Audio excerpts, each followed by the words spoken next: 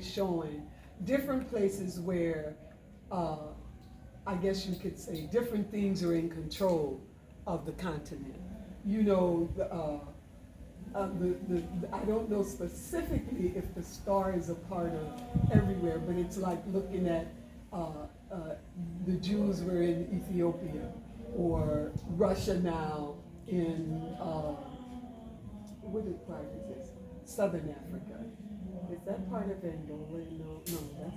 I don't know the pieces and parts all in detail, but or Islam is in some places, and Christianity, I don't see it across there, but we know just by experience where things are here in Ghana.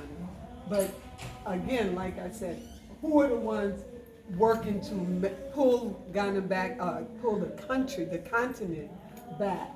Or the youth. That's who it's gonna be, that's who we need to do it because of the strength. But then the wisdom of those of us who see ourselves as revolutionaries in the spirit of Nelson Mandela, Patrice Lumumba, Sekou Toure, all of these people, and even those, I will even say, though I'm only speaking of the continent, all over the diaspora, we have revolutionaries who have attempted to call us back.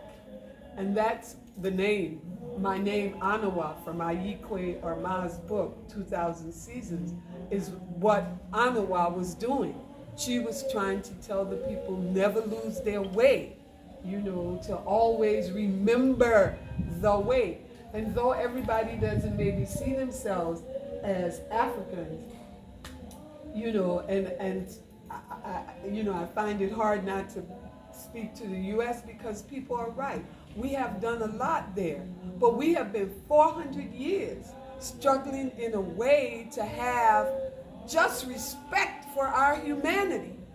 So do you want to continue to fight for respect for your humanity? And not that it's not going to be a struggle here, because it's like brothers and sisters who've been lost from each other and don't know each other. So we've got to learn how to know each other and come together with each other and use the strengths that we both have. And I know from my first experience with Nigeria, where I thought I was going to bring something, and I did, but I learned so much more from them than I did from just what I brought. And so if we can be open that all that glitters is not gold, sometimes it's just the raw earth, or you know, the nature, and which is a precept of most African spiritual traditions. That's why they deal with the forces of nature like they do, because we can learn so much about how to live amongst ourselves as humans from nature. And so, to me, this is a picture of, you know, I don't see a woman pulling up other than the continent. I would want to see her closer in this, that she's bringing water. But water is life. If we didn't have water, we couldn't live. And the women are the ones bringing that to this picture. And in Africa, as everywhere else on the planet, we have to come back to that understanding. I have seen what matrilineal society means in the African context. It is the woman, for the most part, who chooses the leadership, who chooses the king.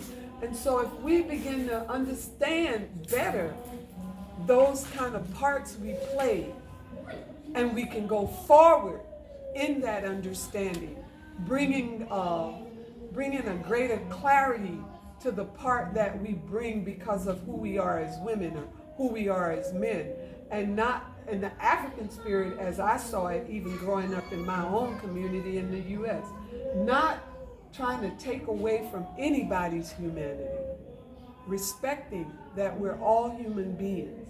And so issues that we deal with around gender choices and this kind of thing, that's not our story. That isn't our story, because we know what is most important, is respect for all humanity and to live like human beings. Anyway, but that's what I see in this picture. That's what I see. I share.